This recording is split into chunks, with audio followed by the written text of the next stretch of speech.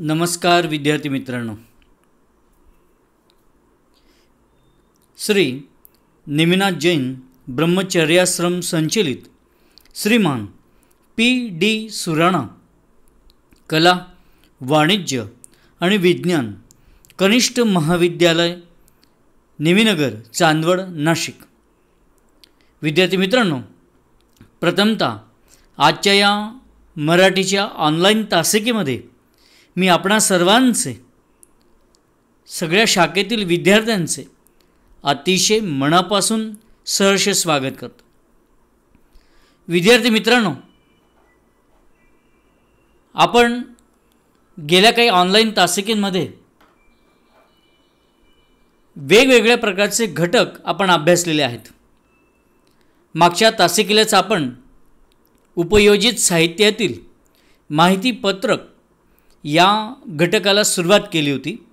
त्यामध्ये आपण माहिती पत्रक म्हणजे नेमकं काय, माहिती पत्रकाचं स्वरूप कसं असतं, त्यासाठी आवश्यक मुद्दे कोणते असतात, गरज काय आहे माहिती पत्रकाची, किंबहुना काही पॉम्पलेट, हँडबिल याचे काही नमुने पण आपण बघितलेत. अर्थात माहिती पत्रक हे वेगळं असतं, तसं तिघांचं वर्गीकरण पण आपण बघितलेलं आहे.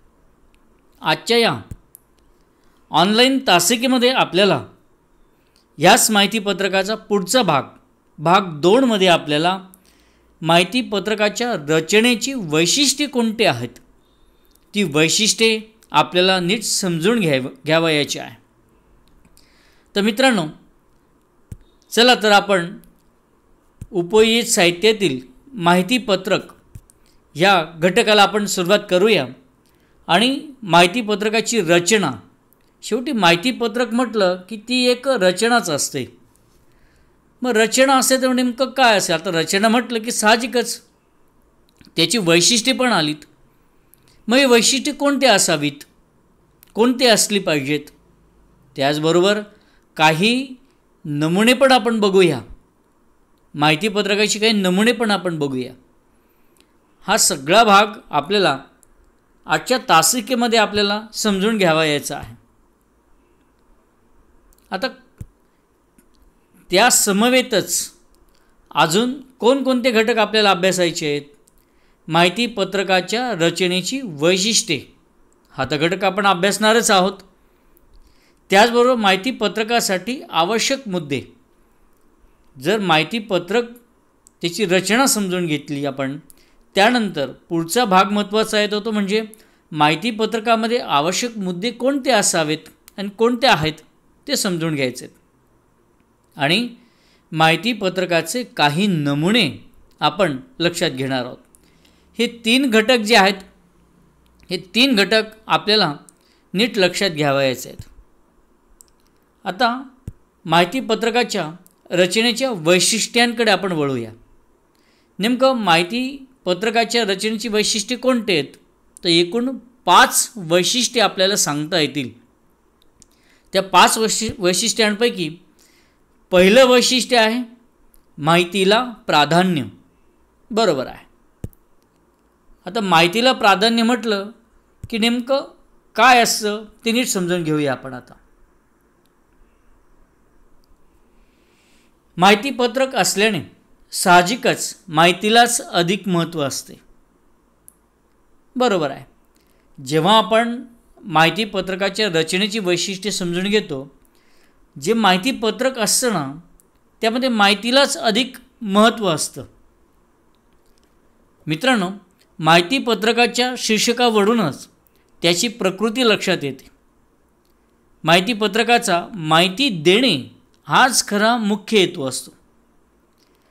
म्हणजे माहिती पूर्ण ही वाचकाला किंवा ग्राहकाला पोहोचवणं हाच उद्देश, हाच हेतू आपल्याला माहिती पत्रकाचा सांगता येतो. आणि म्हणूनच त्या ठिकाणी माहिती पत्रकामध्ये माहितीलाच अनन्यसाधारण महत्त्व प्राप्त झालेलं आहे. ज्या विषयाचे माहिती पत्रक आहे त्याची सुसंगत, सविस्तर आणि अचूक माहिती त्यात असणे आवश्यक असते. म्हणूनच इथे मुद्दा आलेला आहे, माहिती पत्रकाचा हेतूच माहिती पुरवणे असल्याने सर्वसामान्य लोकांना अचूक माहिती देणे महत्त्वाचे असते. बरोबर आहे, अचूक माहिती पोहोचवली पाहिजे. जी माहिती देणार आहे त्यामध्ये कोणत्याही प्रकारची चूक नको, कारण की ती त्या तुमच्या संस्थेची, तुमच्या महाविद्यालयाची, तुमच्या एखाद्या औद्योगिक क्षेत्राशी संबंधित असेल, ती माहिती तुम्ही देत असतात. त्याच्यामुळे ती माहिती त्या माहितीपत्रकामध्ये अतिशय बरोबर असली पाहिजे. सगळ्यात महत्त्वाचं म्हणजे लोकांना ती समजली पाहिजे. हा भाग खूप महत्त्वाचा असतो. पुढे बघूया. माहिती मोजकी, संक्षिप्त व आटोपशीर असावी. जी माहिती तुम्ही देणार आहात ती माहिती संक्षिप्त, मोजकी व आटोपशीर असावी. बरोबर, माहितीपत्र खूप मोठं नसतं मित्रांनो. पॉम्पलेट आपण बघितलं, हँडबिल आपण बघितलं गेल्या तासाला आपण, ते एक पाणी असतं, छोटंसं असतं आणि त्यातल्या ते एकाच बाजूने असतं. पण माहितीपत्रक हे 2-3 पानाचं असतं. ते पाठपोट लिहिलेलं असतं, किंवा एक पान असेल तर मागच्या बाजूला पण असेल, की अजून एक पान असेल त्याच्याही मागच्या बाजूला असेल. हे थोडंसं मोठं असतं, पण जरी मोठं म्हटलं पण माहिती भरपूर असते. म्हणून वाचकाला किंवा ग्राहकाला अगदी तुम्ही संक्षिप्त, कमी शब्दांमध्ये, कमी वाक्यांमध्ये, आटोपशीर अशी तुमच्या व्यवसायाशी संबंधित, तुमच्या महाविद्यालयाशी संबंधित किंवा तुमच्या संस्थेशी संबंधित तुम्ही माहिती तुम्ही देऊ शकता. आता संस्थेच्या संदर्भातली जी माहिती द्यायची असेल ना, तर ती काय असेल ती बघा. आता उदाहरणार्थ एखाद्या संस्था, महाविद्यालय, कॉलेज याबाबत जर माहिती द्यायची असेल तर संस्थेचा नोंदणी क्रमांक, संस्थेचा नोंदणी दिनांक, घोषवाक्य, पत्ता, दूरध्वनी क्रमांक, ईमेल, बोधचिन्ह, पदाधिकाऱ्यांची नावे, कार्यालयीन वेळ इत्यादी गोष्टींची माहिती ही माहितीपत्रकात दिलीच पाहिजे. अतिशय बरोबर आहे, कारण की संस्थेबद्दल विश्वासार्ह माहिती ही गरजेची असते. मग त्यामध्ये ज्या संस्थेबद्दल माहिती द्यायची असेल वाचकाला, त्या संस्थेचा नोंदणी क्रमांक त्याला कळायला पाहिजे की ही संस्था ही सरकार मान्य आहे. नोंदणी क्रमांक पाहिजे, संस्थेचा नोंदणीचा दिनांक पण पाहिजे.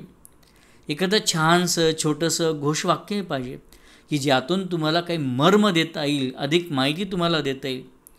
पत्ता असला पाहिजे, टेलिफोन नंबर असेल, दूरध्वनी क्रमांक असेल, ईमेल असेल. संस्थेचा काही लोगो असतो ज्याला मराठीमध्ये बोधचिन्ह म्हटलं जातं, तर ते बोधचिन्ह तेही त्यामध्ये असलं पाहिजे. संस्थेचे काही पदाधिकारी असतात, त्या पदाधिकाऱ्यांची नावं आली पाहिजे, त्यांचं पदनाम आले पाहिजे, म्हणजे ज्याला आपण हुद्दा म्हणत असतो. कार्यालयात केव्हा यावं, केव्हा जावं, ती कार्यालयीन वेळ असते. ही सगळी माहिती जी असते ती थोडक्यात ही त्या माहितीपत्रकामध्ये ही आलीच पाहिजे. तर अजून बघा, पुरवलेली माहिती ही वास्तव तसेच सत्य असली पाहिजे. बरोबर आहे, जी माहिती तुम्ही देतात ती वास्तव सत्यच असली पाहिजे, कारण की तुम्ही फसवू शकत नाही ग्राहकाला किंवा वाचकाला, म्हणून ती खरीच असली पाहिजे. आणि सगळ्यात महत्त्वाचं म्हणजे माहितीपत्रकाची जी भाषा तुम्ही वापरतात ना, ती सरळ, साधी, सोपी असावी. सर्वसामान्य, अगदी उच्चभ्रू लोकांपासून तर सर्वसामान्य लोकांपर्यंत, अडाणी लोकांपर्यंत लोकांना ती समजली पाहिजे. अशा प्रकारची आकलन होईल अशी भाषिक रचना त्यामध्ये असणं आवश्यक आहे. सगळ्यात महत्त्वाचं म्हणजे जी माहिती दिलेली असेल ना माहितीपत्रकात, ती अतिशय सुटसुटीत पाहिजे. गुंता नको त्यामध्ये, माहितीचा अतिरेक नको. आणि सगळ्यात महत्त्वाचं म्हणजे माहितीपत्रकामध्ये चित्र असलंच पाहिजे असं अनिवार्य नाही, आवश्यक नाही. खूपच महत्त्वाचं असेल, योग्य असेल तरच तुम्ही चित्र टाका, नाहीतर चित्र टाकलंच पाहिजे असं नाही. तर मित्रांनो, तुम्हाला पहिला मुद्दा जो आहे तो लक्षात आला असेलच. आता दुसऱ्या मुद्द्याकडे आपण वळूया. दुसरा मुद्दा आहे किंवा वैशिष्ट्य आहे माहितीपत्रकाचं, ते म्हणजे उपयुक्तता. मग यामध्ये कोणती माहिती असते ती आपण नीट समजून घेऊया. आता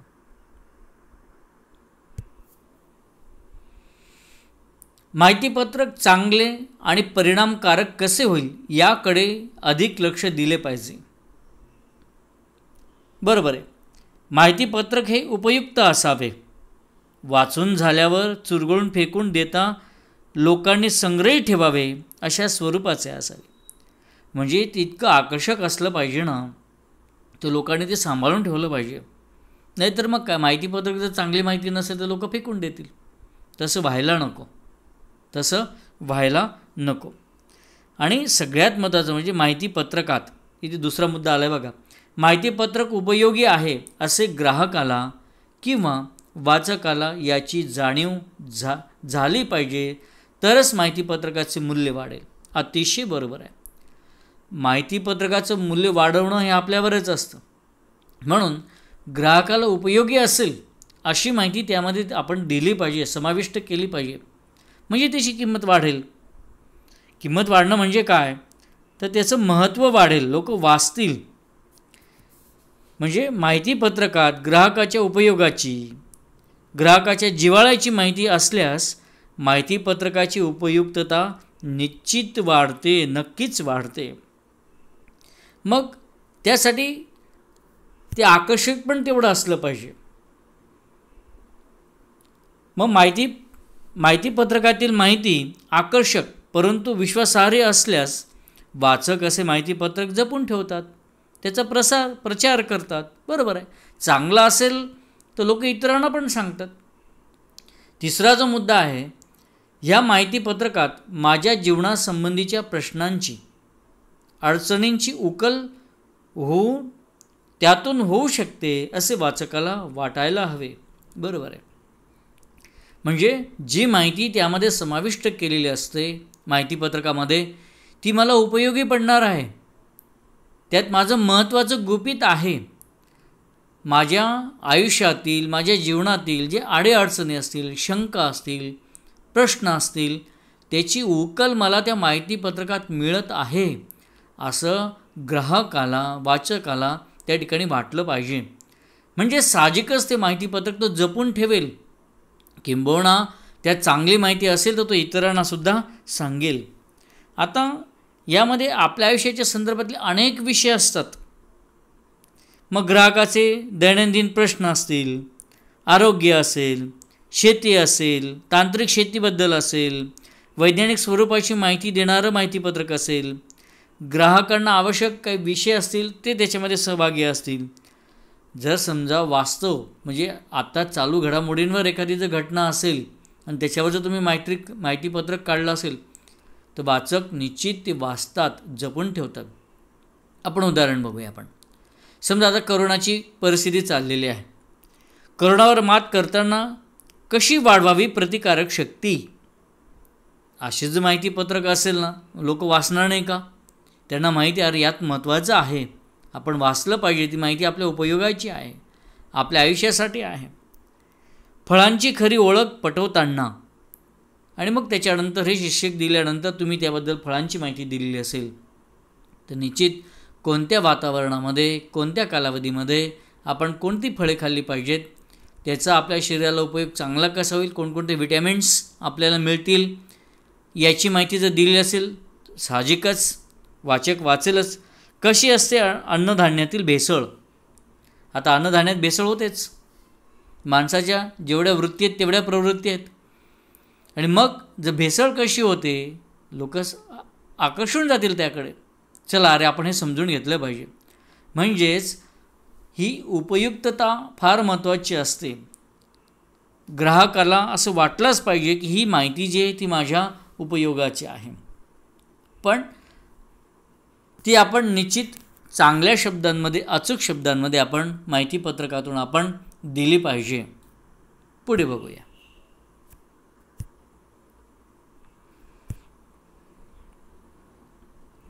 तिसरा घटक आहे ते म्हणजे की रचनेचं वैशिष्ट्य आहे वेगळेपण.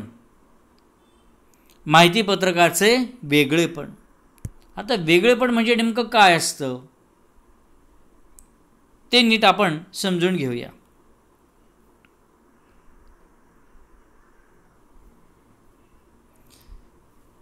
आपले माहितीपत्रक हे इतरांपेक्षा आगळेवेगळे ठरले पाहिजे. साहजिकच आहे.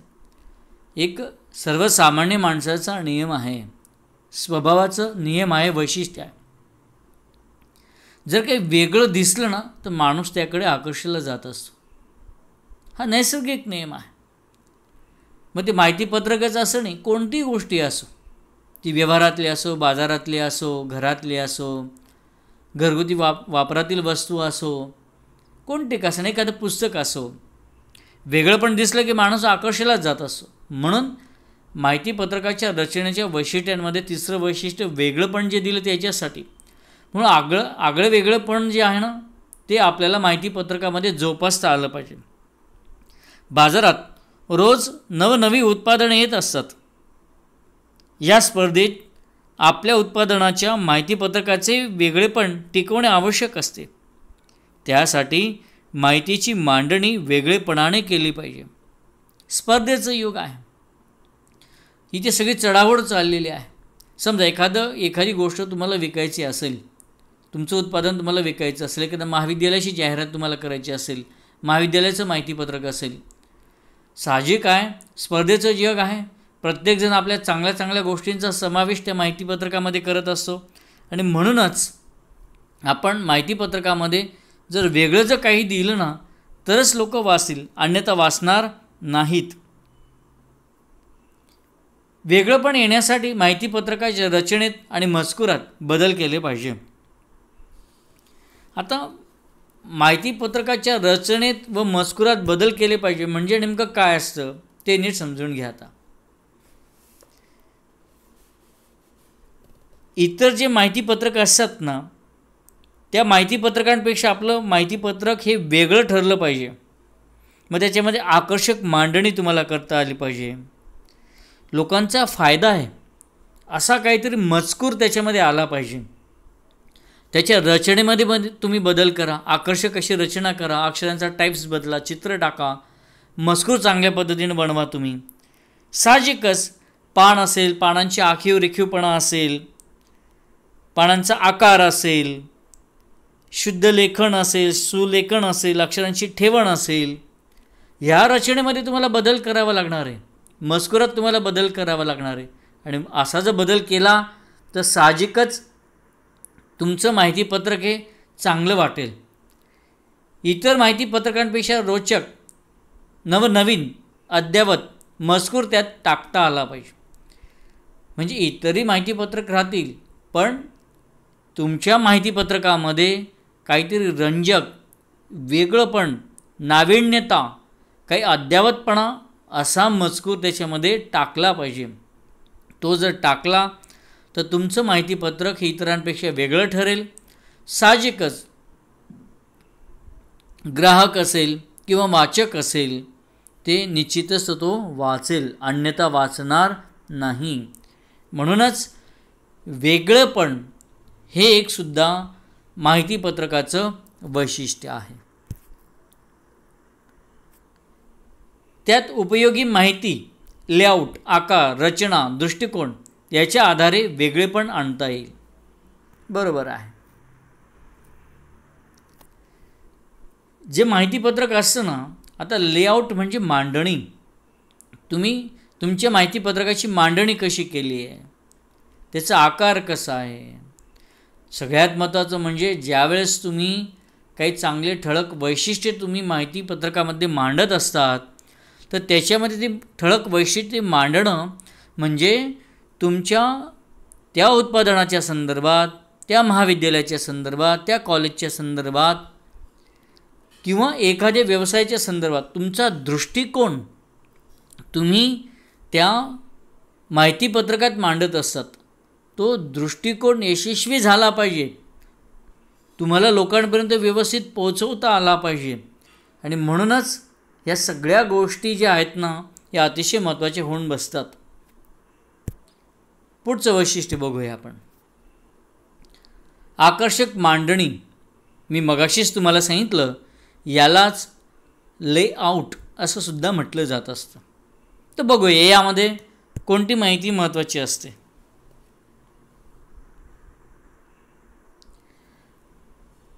माहितीपत्रकाची मांडणी आकर्षक असायला पाहिजे.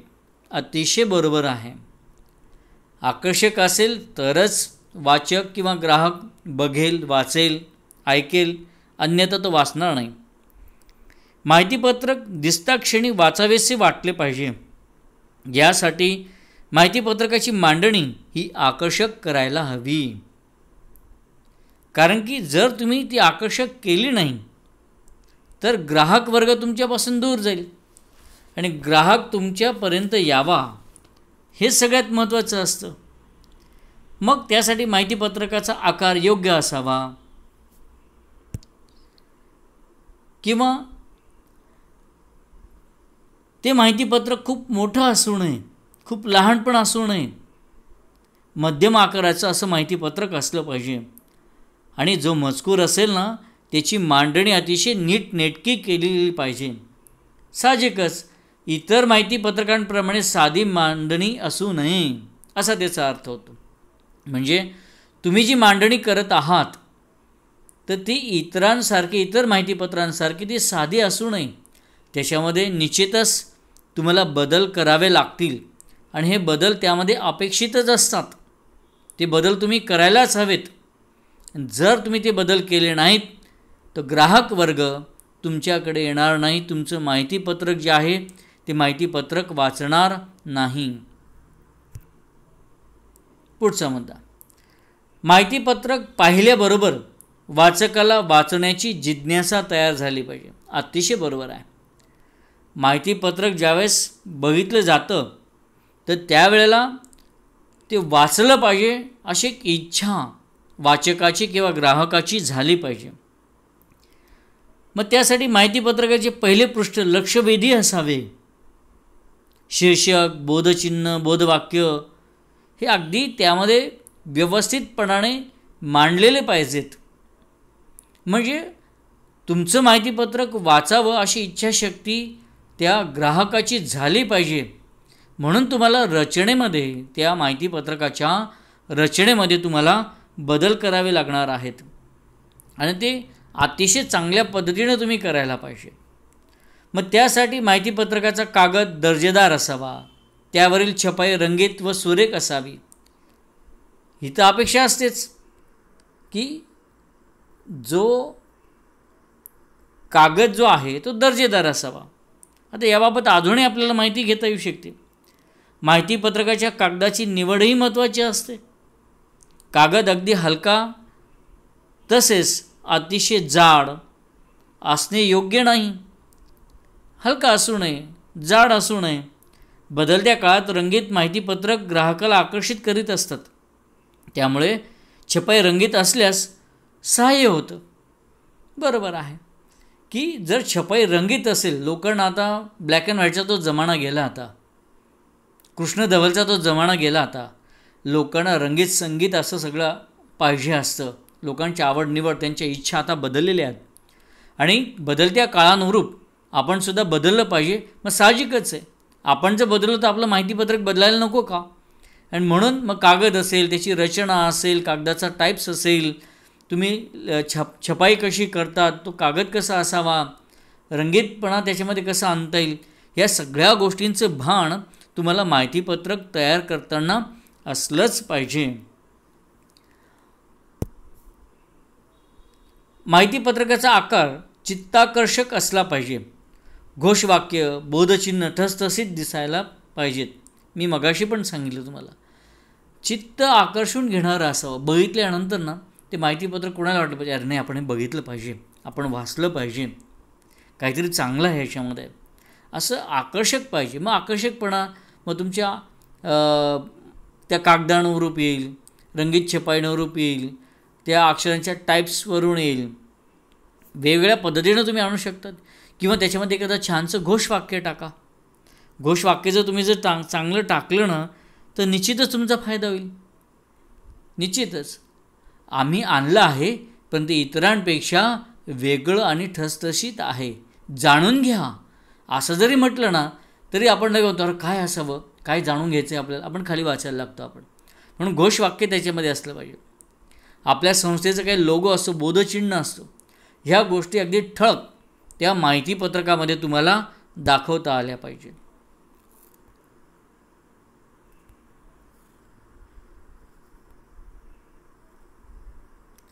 हे सगळे करण्यासाठी चित्रकार, कलाकार, रचनाकार, संगणक तज्ज्ञ यांची मदत घेतलीच पाहिजे. अतिशय बरोबर आहे. माहितीपत्रकाची मांडणी दर्जेदार करण्यासाठी वेळोवेळी संगणक तज्ज्ञ असेल, कुशल कलाकार असतील, चित्रकार असतील, संगणक तज्ज्ञ असेल, याची मदत घेतलीच पाहिजे. कारण की तुमच्या उत्पादनाच्या संदर्भात एखादं आखीव चित्र काढले असेल तर लोक माहिती वाचतील आणि त्या चित्राकडे पण आकर्षिले जातील. किंवा त्याची रचना आपण चांगली ठेवा. संगणक असेल तर संगणकाच्या सहाय्याने आपण आपलं माहितीपत्रक अजून छान आपण करू शकतो. आपण म्हणजे ह्या सगळ्या लोकांची तुम्ही मदत घेतलीच पाहिजे. ॲनिमेशन तुम्हाला संगणकाच्या माध्यमातून तुम्हाला आणता येऊ शकतं त्यामध्ये. म्हणजे अशा वेगवेगळे घटक असतात, हे तुम्हाला त्याच्यामध्ये आणता येऊ शकतात.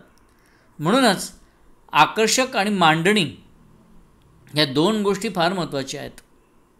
फार महत्त्वाचे आहेत. आकर्षक मांडणी तुम्हाला करता आली पाहिजे. म्हणून मांडणी हा माहितीपत्रकाच्या रचनेचं एक वैशिष्ट्य आपल्याला सांगता येऊ शकतं. शेवटचं वैशिष्ट्य आता भाषाशैली. आता भाषाशैली म्हटलं की साहजिकच आहे, हा तर घटक अतिशय महत्त्वाचा असणारच आहे. माहितीपत्रक हे वाचले जात असल्याने ते वाचकांना आकर्षून कसे घेईल याकडे लक्ष दिले पाहिजे. बरोबर आहे. आकर्षक असेल तरच लोक त्याच्याकडे लक्ष देतील, नाही तर देणार नाहीत. आपल्या उत्पादनाची सविस्तर व विश्वासार्ह माहिती ग्राहकांपर्यंत पोहोचवण्याचे माहितीपत्रक हे उत्तम साधन आहे. दर्शनी रूपाबरोबर माहितीपत्रकाच्या मजकुरालाही फार महत्त्व आहे. साहजिकच आहे. कारण की माहितीपत्रक हे उत्तम एक साधन आहे लोकांचा विश्वास संपादन करण्याचं. आपल्या उत्पादनाची सविस्तर माहिती देण्याचं एक महत्त्वाचं साधन आहे. आणि म्हणून ते जर महत्त्वाचं साधन आहे पण त्यामध्ये आकर्षकता असली पाहिजे. मग ती भाषेच्या साहाय्यानं त्यामध्ये आपण आकर्षकतासुद्धा आणू शकतो. म्हणून भाषाशैलीसुद्धा ही फार महत्त्वाची असते. वाचकांना आकर्षक करण्यासाठी मजकुराची भाषा वेधक असणे आवश्यक आहे. म्हणून ते मुद्दा आला बघा. आकर्षक होण्यासाठी माहितीपत्रकात वापरली जाणारी भाषाशैली तेवढी परिणामकारक तसे वेधक असायला पाहिजे. बरोबर आहे. जी भाषा आहे ना, म्हणजे तुम्ही जो मजकूर त्यामध्ये टाकणार आहात तो मजकूर अतिशय चांगला असला पाहिजे. मग तो चांगला कसा होईल तर त्याची भाषा तेवढी अलंकारिक असली पाहिजे, परिणामकारक असली पाहिजे, चित्ताकर्षक असली पाहिजे, वेधक असली पाहिजे. म्हणजेच नुसती आपण रचनेमध्ये आपण आकार, कागद, रंगीत छपाई हे सगळं महत्त्वाचं आहेच, पण त्याच्याबरोबर त्या मजकुराची भाषा कशी आहे हे सुद्धा अतिशय महत्त्वाचं आहे. सांगावयाची माहिती साध्या शब्दात न सांगता चपखल अलंकारिक शब्दांचा वापर केला पाहिजे. बरोबर आहे की तुम्ही भाषा कशी वापरतात. पालाळिक भाषा तुम्ही या ठिकाणी वापरू नका.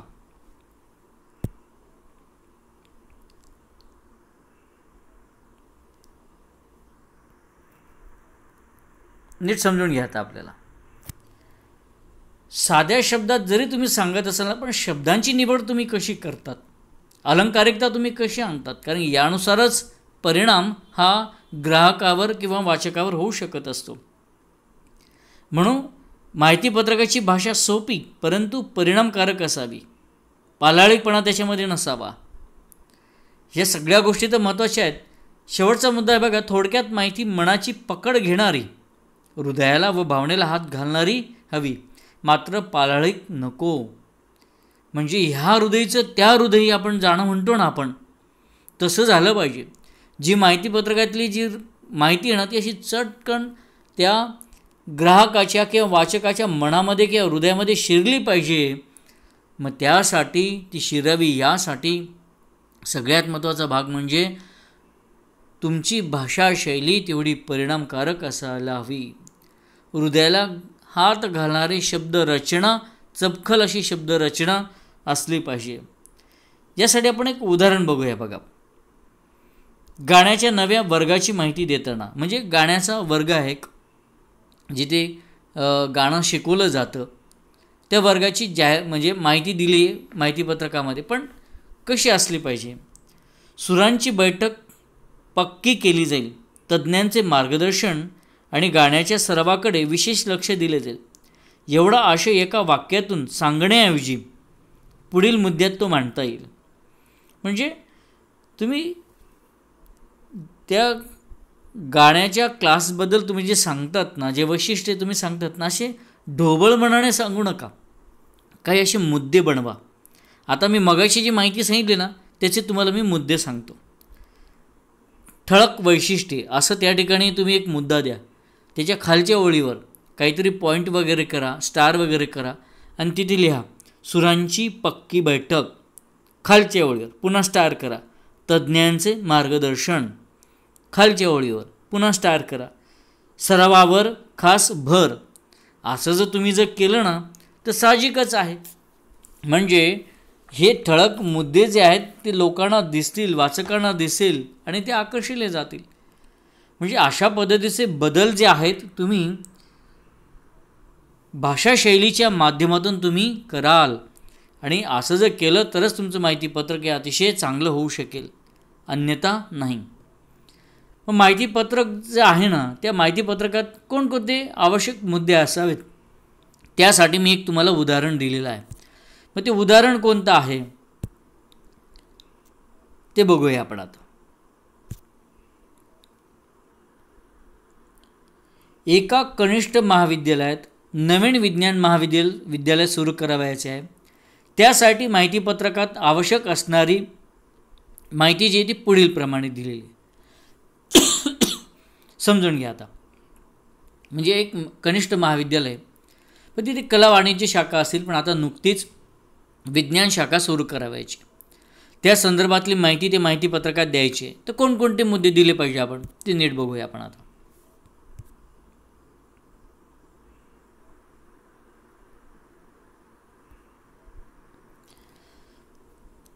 एक, कनिष्ठ महाविद्यालय ज्या शैक्षणिक संस्थेच्या माध्यमातून चालते त्या संस्थेचे घोषवाक्य, बोधचिन्ह तसेच संस्थेच्या पदाधिकाऱ्यांची नावे व पदनाम.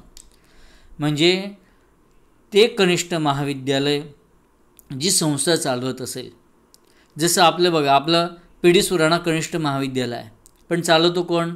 श्री निमिनाथ जैन ब्रह्मचर्य आश्रम चालवत असते, ही संस्था चालवते. म्हणून त्या संस्थेचं नाव असेल, घोषवाक्य असतील, काही लोगो असेल म्हणजेच बोधचिन्ह असेल, जे काही पदाधिकारी असतील त्यांची नावं, त्यांचे हुद्दे, पदनाम म्हणतात त्याला, हे त्यामध्ये समाविष्ट केलेलं पाहिजे. त्या संस्थेचं नाव, पत्ता, स्थापना वर्ष, ईमेल, मोबाईल नंबर, दूरध्वनी क्रमांक, वेबसाईट. म्हणजे संस्थेचं नाव असेल, पत्ता, स्थापना वर्ष, ईमेल, मोबाईल नंबर, वेबसाईट याचा उल्लेख माहितीपत्रकात आला पाहिजे. तसेच 3 आकडा बघा, त्या कनिष्ठ महाविद्यालयाचं नाव, पत्ता, स्थापना वर्ष, ईमेल, मोबाईल नंबर, दूरध्वनी क्रमांक, वेबसाईट. जसं संस्थेचं आहे ना तसंच महाविद्यालयाचं. मग त्याचा पत्ता असला पाहिजे, स्थापना वर्ष असलं पाहिजे, ईमेल असलं, वेबसाईट असेल, मोबाईल नंबर्स असतील, हे माहितीपत्रकात येणं आवश्यक आहे. 4, संस्था व कनिष्ठ महाविद्यालयाची शासनाची मंजुरी व मान्यताविषयक थोडक्यात माहिती. कारण की तुम्ही ज्या संस्थेच्या संदर्भात माहिती देणार आहात, पण ती शासन मान्य आहे का, मग त्याची मंजुरी असेल, त्याबद्दल माहिती आली पाहिजे. 5, कनिष्ठ महाविद्यालयाची आवश्यक माहिती, अनुदानित, विनाअनुदानित, शासकीय, खाजगी, साहजिकच आहे, ही तर माहिती देणं आवश्यकच आहे. पुढे बघूया.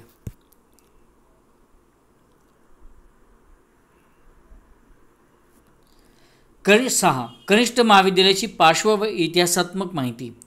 म्हणजे ते कनिष्ठ महाविद्यालय किंवा ती संस्था कधी सुरू झाली, कशी सुरू झाली, याबाबत थोडीशी इतिहास वजा माहिती आपण दिली पाहिजे.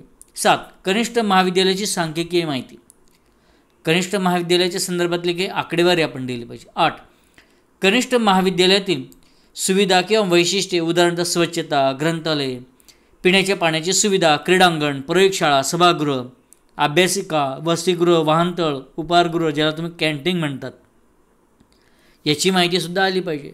म्हणजे पिण्याच्या पाण्याची सुविधा कशी, इमारत कशी आहे, स्वच्छता कसं आहे, ग्रंथालय कसं आहे, किंवा क्रीडांगण, मैदान आहे का नाही विद्यार्थ्यांना खेळायला, प्रयोगशाळा असेल, अभ्यासिका असेल, वसतिगृह असेल, कॅन्टीन असेल, या संदर्भातली माहिती ही गेली पाहिजे माहितीपत्रकातून.